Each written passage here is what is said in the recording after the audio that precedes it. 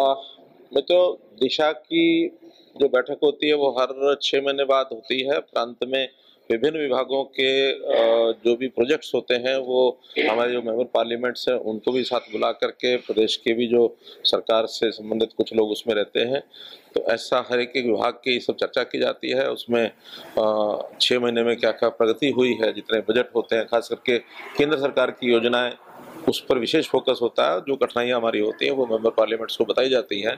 इसलिए आज एक सब विषयों की चर्चा करते हुए और दिशा की वो बैठक हुई है और उसमें लगभग सारे प्रोजेक्ट्स जितने विचार किए गए थे पहले वो सब पूरे हुए। कुछ एक में कोविड के कारण से थोड़ा डिले हुए हैं, वो अगले 6 महीने में उन सबको गति देकर के पूरा किया जाएगा। इसी प्रकार से दूसरी बैठक आज हमारी हाई पावर परचेज कमेटी की हुई। हमने एक जो नया ये प्रावधान शुरू किया है ई भूमि का। पहले तो एक्वायर की जाती थी जमीनें, लेकिन एक्वायर करने के बजाय हमने ई भूमि का जो सिस्टम शुरू किया है उसके अंदर 3 लेवल पर ये मीटिंग्स होकर के जमीन को परचेज करने के लिए नेगोशिएशन से हम पूरा करते हैं। पहला डीसी लेवल पर होता है, दूसरा चीफ सेक्रेटरी लेवल पर होता है और तीसरा एक हमारी कैबिनेट की एक कमेटी है बनी हुई, जिसमें रेट्स जो हैं वो 20% से हायर रेट्स अगर डिमांड किए जाते हैं कलेक्टर रेट से, तो वो फिर जो हमारी कैबिनेट की कमेटी बनी हुई है हाई पावर परचेज कमेटी, उसमें हम लेकर के आते हैं। तो आज 7 प्रोजेक्ट उसमें आए थे।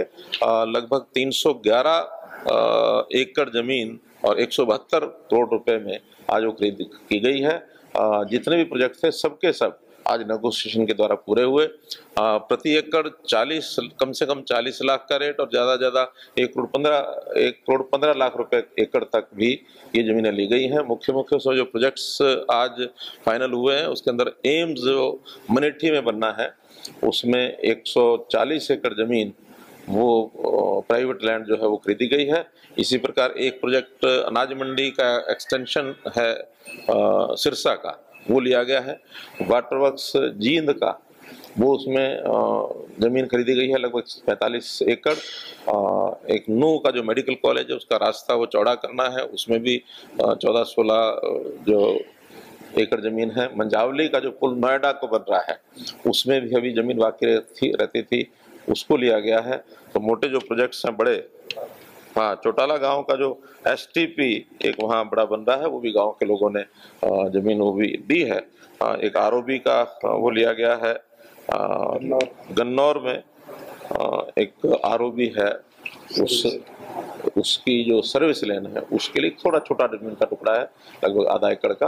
तो इस प्रकार से ये सारे जो जमीन के टुकड़े हैं आज बड़े बड़े जो चंक हैं वो भी और छोटे छोटे टुकड़े भी नेगोशिएशन के माध्यम से और वो सब लिए गए।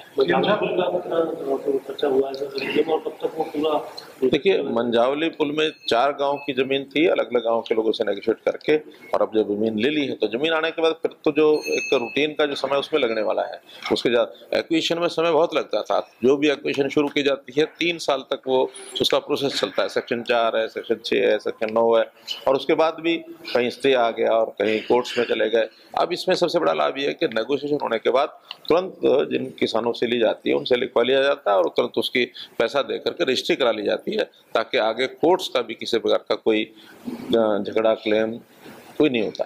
देखिए, कोई हथियाने का विषय नहीं है। हमने तो पिछले 7 साल में बहुत आवश्यक जहां है वहीं एक्विजिशन किया है।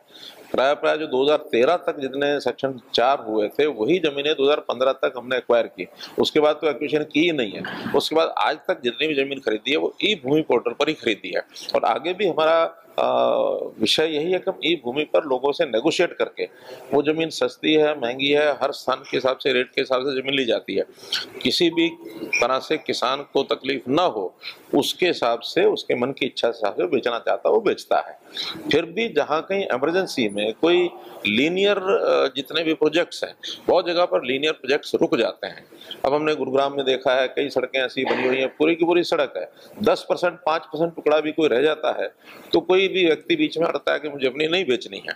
ऐसे इमरजेंसी प्रोजेक्ट्स, लीनियर प्रोजेक्ट्स, उसी में केवल लिखा गया कि उसके अंदर हमने एक जो सोशल क्या रहता है, सोशल असेसमेंट, तो सोशल असेसमेंट जो रहती है उसी प्रावधान को खत्म किया ताकि हम उसको सीधा नोटिस दे करके, उसमें भी एक्विजिशन का प्रकार वही रहेगा, सेक्शन 4 भी होगा, 6 भी होगा, 9 भी होगा, लेकिन जो हियरिंग होती थी पब्लिक हियरिंग, उसमें क्योंकि इमरजेंसी प्रोजेक्ट है, अब हमने कोई एक रेलवे लाइन बनानी है, अब उस रेलवे लाइन का प्रोजेक्ट बड़ा प्रोजेक्ट है, उसमें एक गांव के लोग अगर बताएंगे भी तो क्या बताएंगे, और वो उसी वहाँ के स्थानीय लोगों के लाभ के लिए, कोई सड़क बननी है लाभ के लिए, नहर बननी है लाभ के लिए, कोई पानी निकासी के लिए हमको ड्रेन बनानी है, और कोई आदमी अटक जाता कि नहीं मैं तो अपने यहाँ से ड्रेन नहीं निकालने दूंगा। तो ऐसे जो पब्लिक इंपॉर्टेंस के जितने लीनियर प्रोजेक्ट्स हैं, विकास के जो डेवलपमेंट के काम हैं, उनमें यदि आवश्यकता पड़ती है, कोई अड़चन आती है, कोई एक आदमी नहीं देना चाहता, तो उसकी भी जमीन एक्वायर करके, और उसमें पूरे जो रेट्स हैं वो बल्कि ये जो ई भूमि से भी ज्यादा रेट मिलते हैं। और किसी को अगर कल को मानो ई भूमि में भी कोई आदमी नहीं देता और बीच में अटक जाता, उसके लिए प्रावधान है कि उसका हम एक्सचेंज करके उसकी जमीन दे देते हैं, किसी को नहीं बेचनी है वो बेच सकते हैं। हमारे पास बहुत से ऑप्शंस हैं लोगों से जमीन लेने के, लेकिन एक्विजिशन का एक उसमें कि इमरजेंसी क्लॉज में अगर कभी लेनी पड़ जाए तो लेते हैं, किसी किसान को हम तकलीफ नहीं देते। 9 महीने हो गए आज किसान आंदोलन को, क्या कहना चाहेंगे एक बार फिर से, क्योंकि आप लगातार किसानों को भी कहा है, आपने सरकार से भी बात की है, अब 9 महीने पूरे हो गए। हमारे से ज्यादा तो किसानों को कहना है, हमको इसमें क्या कहना है, हमको कुछ नहीं कहना। किसान जो है, जो इस प्रकार के सो कॉल्ड उनके नेता हैं, जिस प्रकार की जिद पर अड़े बैठे, जिद नहीं करनी चाहिए और बैठ करके नेगोशिएशन की टेबल पर आना चाहिए। नेगोशिएशन टेबल कभी भी संवाद से चीजें हल होती हैं। आपने अगर संवाद छोड़ दिया और जिद पकड़ ली तो समस्या हल नहीं होती है।